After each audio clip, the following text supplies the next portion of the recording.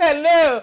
Excellent afternoon to all those who are watching us across the states in Nigeria. They say actions, our actions and inactions actually spell out a great number of outcomes that affect you and I on a daily basis. And the decisions to be fulfilled due to diligence in our respective field hold safety, wellness, and goodness for many others, just like I was sharing before I came on air about one of the IT students. But guys, again, I welcome you to another interesting edition of Real Talk with Kike. And of course, I remain your convener, Kike Atanda-Owo. And I have the Real Talkers, because should I say that I'm going to be missing Lolo for another roughly 8 weeks. But Lolo, how you doing? Yes, I'm fine. And many thanks for the goodies. If only they know. Yes, welcome, welcome. It's such a great privilege to be coming to your TV screen, to be sitting at home with you or in your offices or in your workplaces. This is the Real Talk with Kike show. And of course, you know, we'll bring you topical issues that we would want you to be a part of. So today we have another interesting one. You need to stay near your phone and be a part of us today. Welcome. Lolo, thank you for the goodies. Hey, yeah. Why you copy? Kike was reminiscing on how over 19 years ago she was just like the intern, the guy, and she was really encouraging him. And I really like what you said to him. You know, it's encouraging because he can look up to you and say, this is me in a few years to come. Yeah. It's really nice what you did, and I like it. Aww. You're welcome. And that's Marshall Anthony. Yeah. All right, guys, it's important for us to hear what her history has got for us. I know that this disagreement we are talking about now within the PDP today is not just the first of its kind, because I know in 2019, to be precise, there was a precedence of such in APC, which former Atanda-Owo was accused of running the party like a cabal, But guys, let's get the full story of our This Day in History segment. Stay with us. We'll be right back.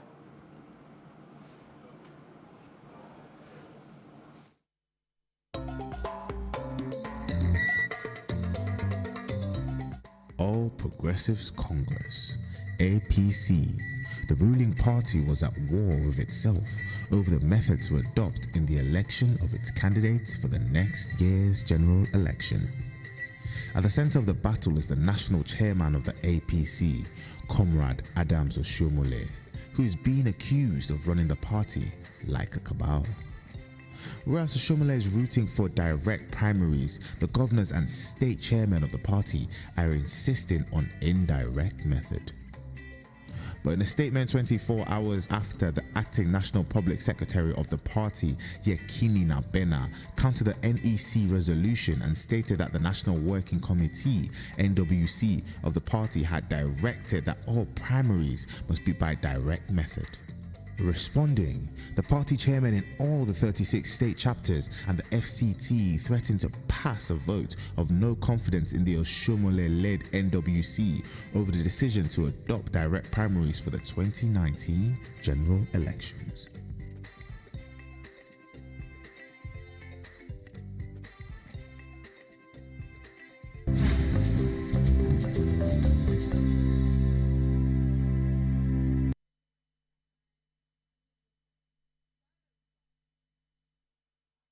All right, many thanks for staying with us. Marshall, let me come to you quickly. What's your take on this day in history segment, knowing that direct and indirect primaries? It was good the way it went, and what I liked about what happened eventually was the fact that when you try to feel like you're the almighty, and the same thing happened with the PDP when incumbent President Goodluck Jonathan was voted out of power, and then in came Buhari, was what happened to Adams Oshiomhole in that argument, in that he thought he had it all. He thought he was going to have his way all through. And I like the fact that the resolution of the NEC meeting, in just 24 hours, things were turned around. His statements was rebuffed. And not only did that happen, he was also taken out of office eventually. So for me, it's a revolution. And we're seeing more of that happening. We're going to see more of that happen in 2023. The voice of the people is becoming louder. Democracy is becoming a mainstay for us. It's now come to stay, and we're beginning to realize that it's about the people. It's not just about one man anymore, you know. So that's the sense I make of it. Fantastic. I like the fact that now we are understanding pushback in politics. Before, everybody used to take things like, line, the fish, the line, and the sinker together. But now even the polity knows that governance, policies, everything, they can't be pushed back. You can't just be, veto everything. So now it's still a bit alien to our culture. That's why we all see it as something big. But that's what it's supposed to be.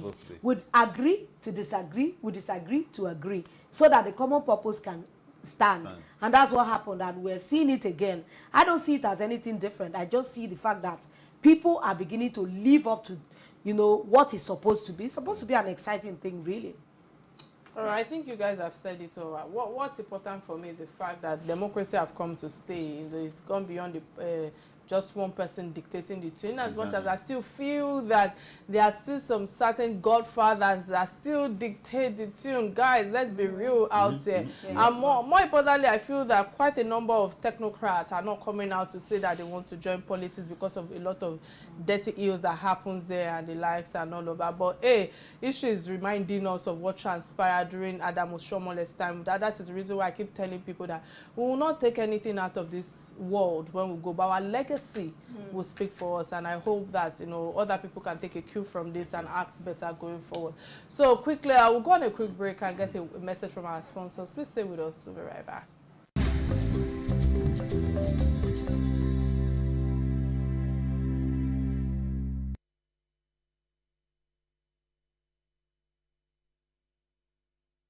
All right, on the show today, our attention is driven to the recent building collapse in connection with the state of property development in the country. And of course, according to reports, 2 lifeless bodies have been received from the waste of the 7-story structure collapsed in the early hours on Sunday on Oba Idowu Oniru Street near Palace Road in Oniru. The search for more bodies and possible survivors continues. And of course, the Commissioner for Physical Planning in Lagos State, Idris Salako, shortly before his resignation, revealed that development in charge of this well, how will I put it now, of this situation have been chased away based on the fact that state officials at different times were driven from the from the location. However, another commissioner also stated that the site has been sealed 3 times, but the owner shunned warnings and resumed work. On the edition today, we will be discussing the tragic event and, of course, what stakeholders and developers in the real estate sector should be doing to ensure that tragic incidents like this of such nature is completely eliminated. But however, let's quickly welcome our guest. His name is Dr. Onolaja. But before we welcome him, let's take a quick look at his profile. Stay with us. We'll be right back.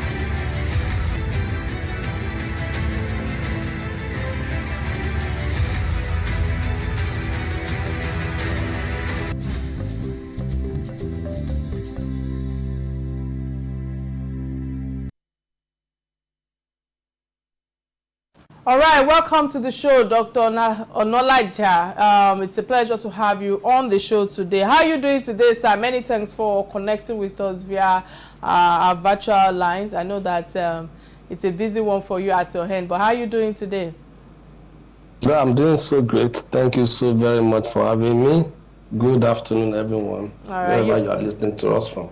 All right, you look great. All right, so going straight to the topic at hand, you know, for Lagos State to record collapse of 30 buildings in 7 months, according to LASBCA, you know, LASBCA, you know, is perplexing, if you ask me. At this rate, it will be fearful and discouraging to live in the new property in Lagos State, to be precise, because of this lack of building integrity. What's your take thus far about buildings that are collapsing in Lagos State at the moment? Do you also think that, you know, why other states are not facing the same challenges based on the fact that the population in Lagos State is high? What's your take on this? Well, thank you so very much for having me once again. Let me firstly commiserate with the latest victims of the building collapse. 2 precious lives have been lost recently. It saddens my heart and that of all our members and leaders in Real Estate Developers Association of Nigeria, REDAN. So many things are responsible for building collapse. You said in the last 7 months, 30 buildings have collapsed in Lagos. Well, that is because the massive development that happens in Lagos, you cannot believe it, come from the mainland to the island. You see development sparring up every day. New development, the one that has even approval for construction, and the one that doesn't have.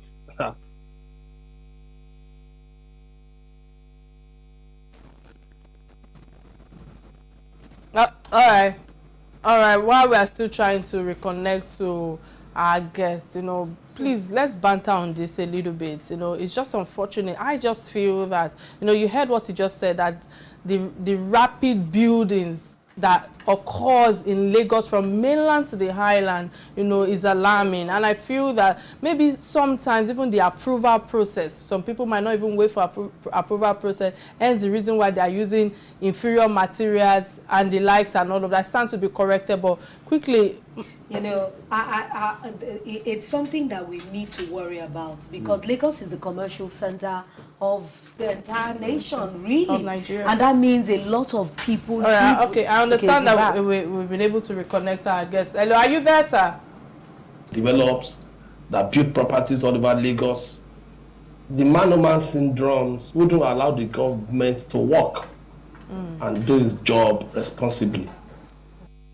Hello, can you hear me? I hear you. Now, sir. Lolo. All right, thank you so much for joining us on the show today. I want to come from a position of the agencies that are supposed to be managing building in Nigeria. Is it that they lack capacity to do their job? Because half of the time, we've seen building collapse long before now, and the same issues are still being faced. Is it that they do not have the power or the ability to do their job? Because it's not just to give approvals. They need to follow up by inspecting. You know, it's a different thing to have paper. It's another thing for them to be able to follow up and physically know that what is on paper is what is what is being implemented or what is being built. Thank you so very much. You know, I'm a developer. I'm a fellow developer, so I know exactly what's happening in the real estate world, the built-up environment, especially in Lagos and also in Nigeria. Now, when the government gives approval, the government is being, the ministry that is being charged with that is the Ministry of Physical Planning and Urban Development, that has about 5 other agencies. Lagos State Building Control is there, Lagos State Planning Permit Authority, material testing, so many other agencies are being manned to go and see what happened in the built-up environment. So, but because what I noticed and what I know is that, number one, people don't like to obey. developers and people don't like to obey. Then on the part of the government maybe, I think at this point in time, we can say they are short-staffed because the massive rapid development happening in Lagos, you cannot believe it, is spontaneous almost every day. So and don't forget that beyond Island is not the only place we have in Lagos. We have from the mainland to the island, from Iyanakwaja to Agbado Jaye to Gbagada, before you cross into Ikoyi and Lekki and VI. We have massive development coming every day. So you can say maybe the government monitoring agencies are not doing their job effectively. Yes, you can be sure of that. But when they do those jobs effectively, you can look at this particular scenario. They locked that site 4 times. But because man no man, you know who to call. You call somebody in the government, and they say, oh, the Les Jos is our brother, let him continue the construction.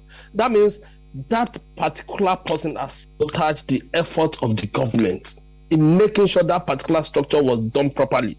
So is an holistic, I don't want to put the entire blame on the government, because if the government formulate these policies and say, do it this way, and we developers, because number one of the reasons why we developers wouldn't want to listen and wait, because we take money from banks.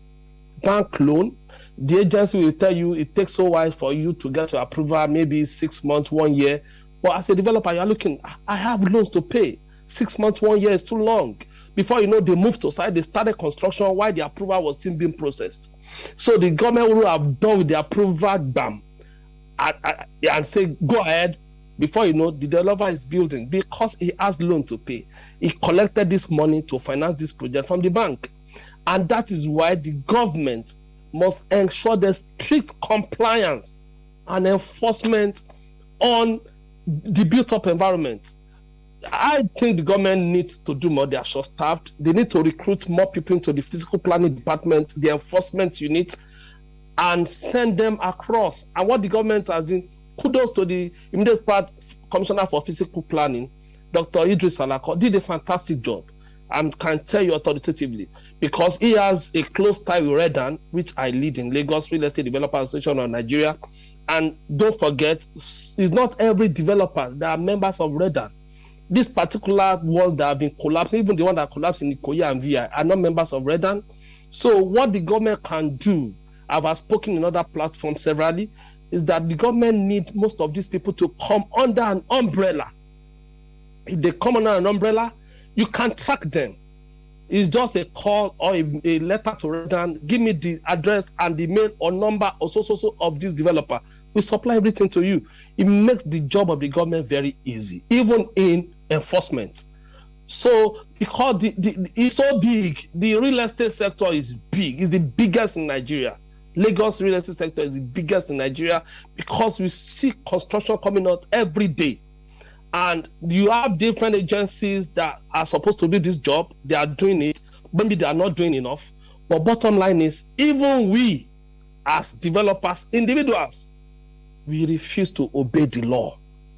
If we refuse to do the right thing, what do you expect the government to do? They formulate the laws. They are trying to enforce. If you do the right thing, so what else are we supposed to do? Yes, can you hear me? Yes, I can hear you. Now, but given how big Redan is, and given you heard the statistics Kike read out earlier about how many building collapse we've had in Lagos alone, and she was also saying, look, is this same thing happening in other states? This is just Lagos alone. And then I know how much Redan is highly revered. Given these scenarios, isn't it rather too late that Redan isn't set to be, meting out some kind of penalties on defaulters of your association? Because as much as you might say Ikoyi's developer isn't your member and this current one isn't your member, but you cannot rule out the fact that we've also had members of Redan falling short of this kind of scenario. So what is your association doing to met out penalties to defaulters? Thank you so very much. Well, firstly, Redan as an organization have been existing for over 25 years. Lagos Redan is just like 2-3 years old, and we are trying to put structures One thing I can tell you is the Redan in Lagos, we have a very strong enforcement team for every member of Redan. If you're a Redan member, number one, we have your details. We go to sites to inspect your construction. We have engineers. The leader of our enforcement team is an engineer. He has over 5 members in that team that works and go. But we cannot do all these things alone without an enabling law and backing from the government, because you go to one site, they'll tell you are not the government, I'm not a member of Redan, so you cannot enforce. Unless you want to deceive yourself. I'm not a member, you can only enforce your member. You can only tell your member you're not doing the right thing, stop it. But somebody that is telling you, I don't want to be Redan member, I just want to do my own thing, it will be a little bit difficult unless there's a law formulated by the House of Assembly, which we are working on right now with the State of Assembly and National Assembly, to formulate a law backing, to back Redan. So if there's a backing, I go to Ikoyi or VI and I see that things are not being done right, I'll call the developer to order, no matter how connected the person is. I'll write to the government, I'll call the governor there and there and say, Mr. Governor, sir, so. And don't forget, most of these people are well connected. They are connected even to the government. So if you don't have the backing of the government, Redan is big, is strong, but there are some things you cannot formulate. And that's why I keep telling the government. I said everybody needs to come under one umbrella, Redan. Then the state laws must back Redan up. That's one of the beginning of the solution to all this housing collapse. Because what I got to know also is that this present developer, they can't even find him. They don't even know where the person is. So, and I find out to be very absurd on the part of the government, because number one, if you don't know where the developer is, you don't know where to find him, you can come to us as Redan. Because if it's our members, we have the profile of everybody. I know your house, I know your family, I know where you live, I know where your sites, I know where your projects are. So it's easier for me to fish you out. So that's so as Redan, we are doing so much, doing as much. I have a program in October 20th coming up with the state government, trying to sensitize everybody about the housing collapse, making sure the builders are doing the right thing. Because without us doing the right thing, there's little the government can do. We need to imbibe the act of doing the right thing. Starting from approval, wait for your approval to come out. Let them carry the necessary tests. And also the regulatory bodies of ACON, Nigerian Society of Engineers, and they need to do more. Because these are the people that their members have their stamp. They have their stamp on the designs of all these structures that are collapsing. That means they have failed on their own also. If you cannot monitor what your members are designing, how depth is it, what is the piling ratio, what the mixing ratio, how many cement, how many granite, are you following what is being designed? And I was told also that the government approved just 4 floors for this building that collapsed in VI. But the developer raised it to 7. We can say that is a failure on the part of enforcement, yes. But what are we doing as developers? Fantastic. It has to start from us. Yeah, right. Yeah, right. Many thanks for all you've shared thus far, and I think that there are a lot that you've shared based on your submission to the questions that we've asked you. You've also stated that fingers should not be pointed at the Lagos State people. You've mentioned how you are creating more awareness, you know, and also I like the fact that earlier when I asked you a question, I don't know if I was one that asked Lolo, you know, regarding the fact that you could talk about the competence of the past commissioner that just resigned. I felt hearing that from you, I think that kind of helps me in the kind of question I felt I was going to ask you, because I felt that the commissioner resigning immediately after the incident also pointing at the possible fact that the job of maintaining standards and regulation requirement for the job was actually beyond him in terms of capacity. But listening to you, and you're saying that no, you give it to him in terms of competence. So obviously you've shared a lot of loopholes that are in the physical planning requirement. So many things are involved. Yeah, so many things are actually Yeah, I don't want to use the word wrong. Yeah, so I'm getting somewhere. So I'm getting somewhere, Doctor. So I'm of the opinion that I know that you've shared, so many information regarding the requirement from the angle of state government, and of course the fact that your organization is taking ownership in terms of creating more awareness. But let me tell all this question to the fact that to Idris Salako, according to him, he said that we have a developer that is hostile and who contravenes the law of the Lagos State government in terms of urban and region planning, and this was in 2019. You are the Lagos State chapter chairman of real estate developers in Nigeria. I am sure that the said developer belongs to your association. I stand to be corrected. What policies, with all that you've shared thus far, I want you to please share with us the policies and regulations that are being set up right now by your organization to curb all of these incidents, aside the fact that you are increasing awareness on policies that will be regulating the buildings. Thank you so very much. As per policies, the policies have not just been there. We've been doing our policies before now. So when the building collapsed at Ikoyi, the high-rise that collapsed at Ikoyi, then we emboldened and strengthened our enforcement team, the enforcement team of Redan members. And don't forget, I said something earlier. I said it is not all developers that are Redan members. That is very, very important for us to hold here. Because number one, if I go to your site, I want to enforce that you are not doing the right thing. I cannot enforce you if you are not a Redan member. You will tell me to my face that, Mr. Nolaja or Dr. Nolaja, I'm not a Redan member, so you have no right in my property. The best I can do is to call either the commissioner or call the governor and say so person is not doing the right thing or building the right thing here. So we have so many members, over 5,000 of them in Lagos that are Redan members. So what we normally do, we segment our members from the mainland. It's into 5 different categories. So we have enforcement team that go to each of our building weekly. Don't forget, we have 5 of them. So we have an engineer, certified engineer that is leading the team.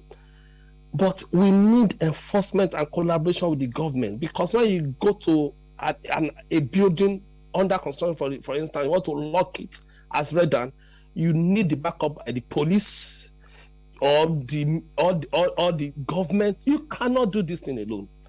So what we are saying is, when it comes to enforcement, we are partnering with the state government. The government need to work with Redan. I'm still saying it again and again. That is one of the first solution to building collapse. That doesn't mean that Redan members are isolated from misbehaving. I'm not saying, that's not what I'm saying. I say, even if it happens, it's faster for the government to track down these people. If you're not following the law, you can imagine, for instance, they lock your site 4 times. All the commissioner or the LASBCA, legal the building control person, needs to do is to write Redan and say, this your member has defaulted, so call him to order. Redan will rise up and lock up that site, because we know the owner of the site. The Lagos State government is telling us we should wait for the police to tell us the owner of this 7-story building that collapsed. I don't agree to that. What we need, if it's an association, immediately they will release the name. Everybody we call him, he gets the question and he answers. Then he brings out all the professionals. Don't forget, when construction is being made, it involves professionals. Somebody must have done the architectural design. Somebody must have approved the design. Somebody must have done a structural engineer must have done the structure of everything. We have the mechanical engineers, M&E, that has done the mechanical work of all this construction. So it's an holistic thing. So everybody involved will be fished out once we can take hold of the developer. Many thanks for your submission thus far. Many thanks for your submission. We'll go on a quick break to get a word from our sponsors. Please stay with us. We'll be right back.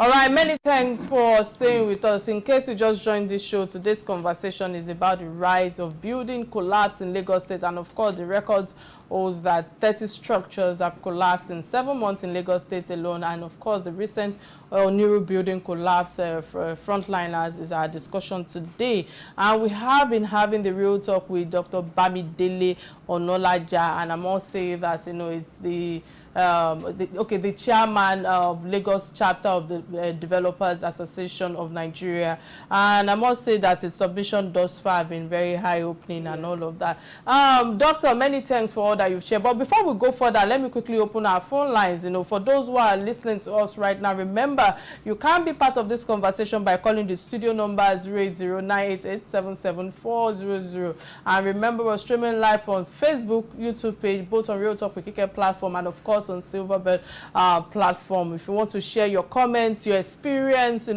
we have the right guests for you to be able to throw light on your challenges right now in terms of planning and building and all of that. But Dr. Onolaja, again, I say many thanks for all you've shared. You've said a lot regarding the process structure and the process of M&E, and of course talking about creating more awareness, and of course how you mentioned how people should some people need to be called out. Talking about people being called out, fingers have pointed at the state government. I stand to be corrected right now, and the Ministry of Physical Planning for sometimes collecting bribes from these developers to build such structures without approvals and due requirements, because that's exactly what you've spoken about regarding requirement and the approval process and the likes and all of that.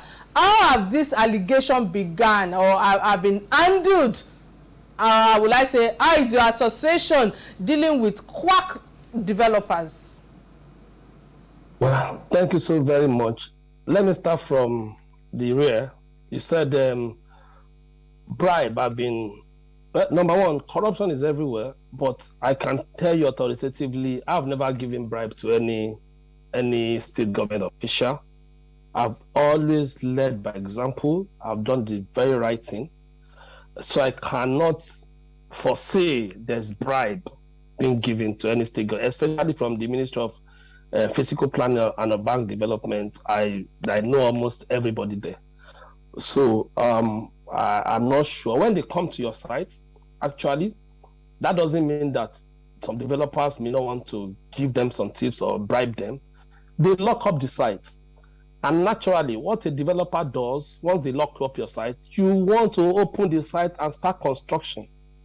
Because every time they lock the site, there's value of money. We all borrow money to do this business. We have loans we are paying to the banks.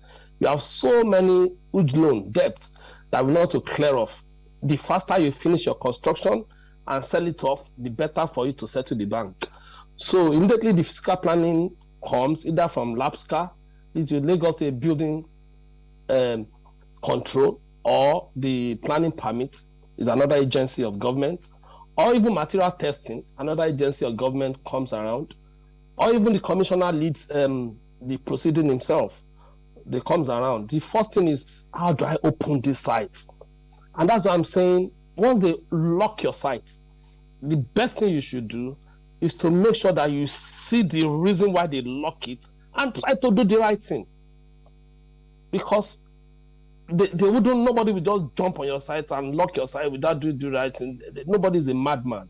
The government are working so hard. I can tell you sincerely, I give it to the government. Dr. Onolaja, I'm not a government official, but the government works so hard. But I keep saying we, the developers, individuals.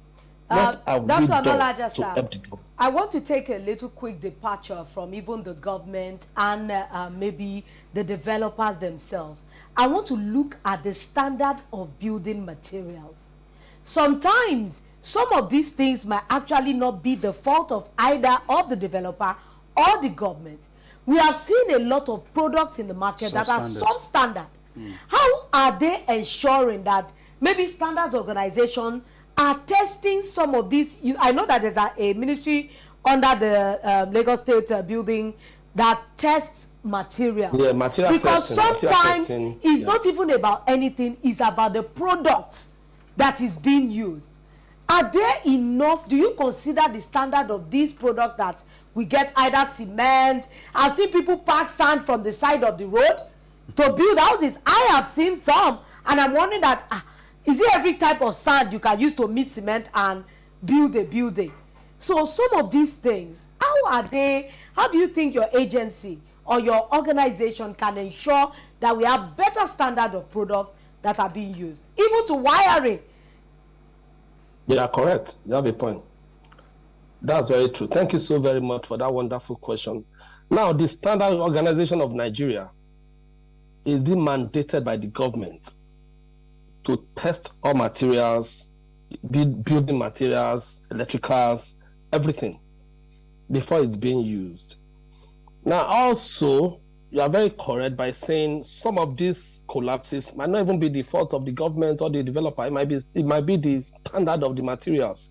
So how do we control the standard? Number one, if the government have failed in controlling the standard through SON, the Standard Organization of Nigeria, if substandard wiring, we've seen a construction that we already constructed that got burnt down because of poor wiring.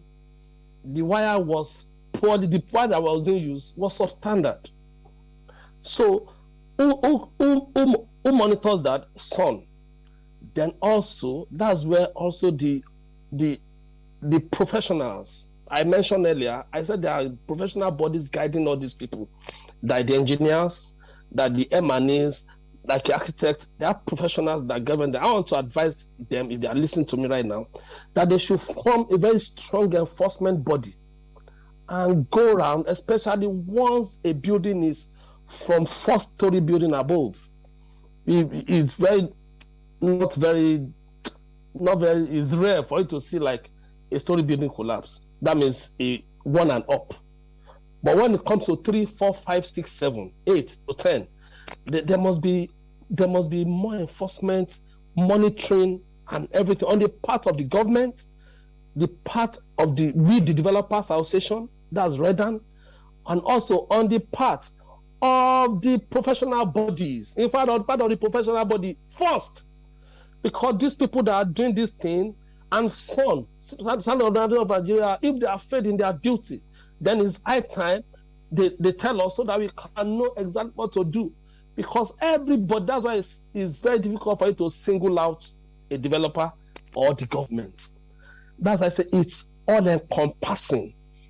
It's a cankerworm that's eating deep into the root of the Nigerian society. You've commended to be pulled out. You've commended the efforts of the Lagos State government. You've also spoken well about the immediate past commissioner, but without painting it in words or really speaking or in coloring it, what the government is doing. I'd really like to pick your brains on what you make of the new parking levy that the Lagos State is levying on owners of property, 80,000 naira per vehicle, that it's said to be levied on each vehicle that will be parked in front of property. And that is now also being brought to your doorstep, because we also hear that the Lagos State government is going to be enforcing that people who build such properties would have to make arrangements for some sort of parking within the property that is being built. What do you make of the levy itself? Thank you so very much. We all travel. I'm well traveled, so I've gone to advanced countries. I see how parking is done. I see how parking is done. The way, I'm not saying I've not seen the parking, the regulation or the establishment or the law that established that parking. I would love to see it and go through it. I've not been able to see it or go through it. And I've not seen, all I'm reading on social media is they are locking people's house, asking to come and pay 80,000 naira. It has not happened to somebody close. I don't want to go by the news of social media per se, but let's assume it's happening. It's an assumption. Now, in developed countries, in developed world, you are allowed to park in your compound, maybe 1 or 2 cars. If you park on the road, you will pay on the streets. You will pay for parking. It's not free because government will tell you they use government funds to fix that road, to repair it, to make it neat so that you can park on it. So I don't want to subscribe or agree to you coming to charge me inside my compound. I should come and pay for parking in the house I built, in a compound, a fence I've made for myself. I want to see if that is true. I don't want to believe that is true yet. But on a normal government utility road, you park in front of your street. It's not your road. You don't own the road. You have to pay. That's parking. It's a parking levy. Everybody pays.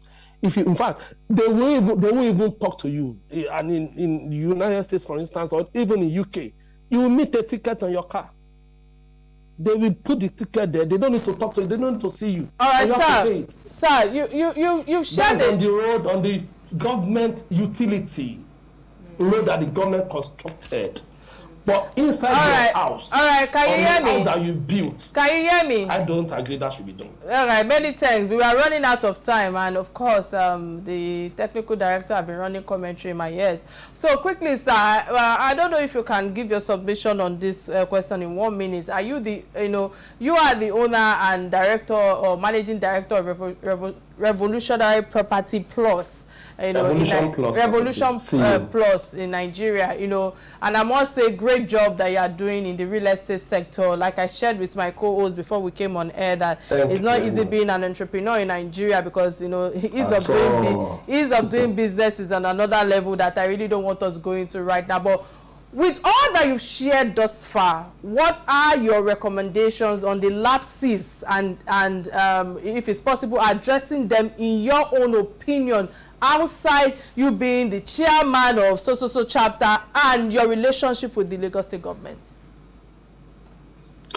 Thank you so very much. Firstly, the government need to make the enforcement stronger. I said it earlier. I said the government need to recruit. From my own opinion, I think that department or that agency is short-staffed.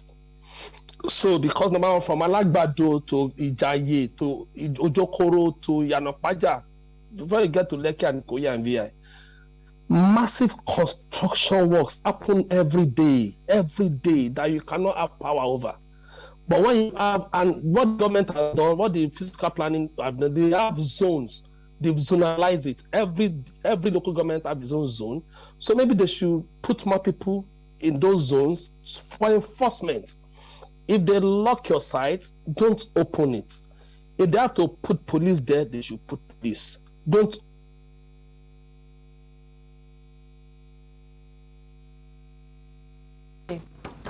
go to the government and do the right thing. Don't open it. Because immediately you open it, you have sabotaged the job of the government.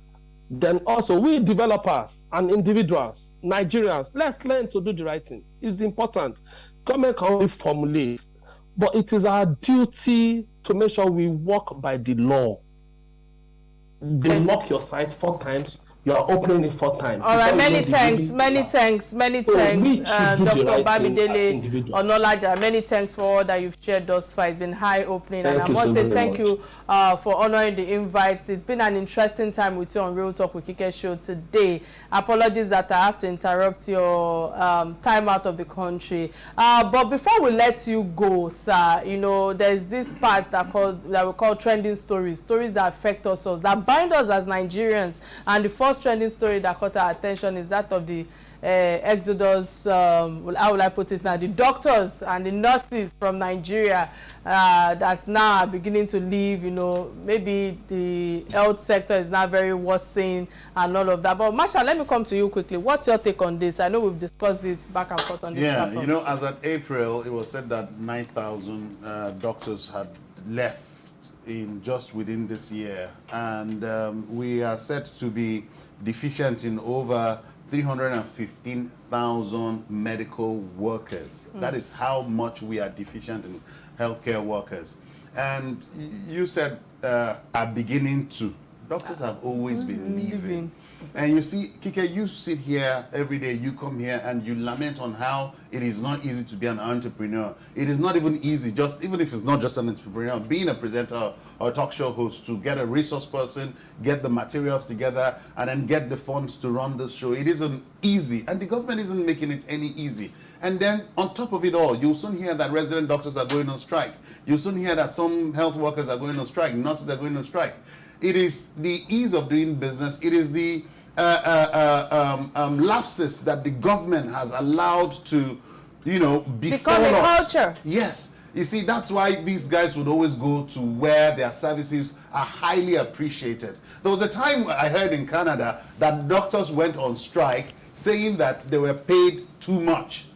Kike, did you hear that story? They said they were paid too much. They were advising the government to use their funds to, better avenues. You understand? So I think what is there to say? They will continue to leave. It's a sorry state. Masha, you are the one speaking. It's Moses that is answering for you. But quickly, let me quickly say this, because I know that we are running out of time. I want the take of our guest on this. Okay. Maybe we might not be taking the second trending story, but quickly, just to add to what you've done, I just feel migration of healthcare workers in the country is staggering, and the calamities, I just feel calamity awaits us in this country. Yes, I'm saying that not because I don't want to be optimistic or anything like that, but the truth has to be said, and on this platform we keep it real. And I just feel that the percentage of doctors to patients in Nigeria, is deteriorating, for the concerned healthcare workers, so to speak. When you engage them and you hear how much they tell you one doctor to so thousands of patients, it's alarming. Otherwise, in other countries, that one doctor to 600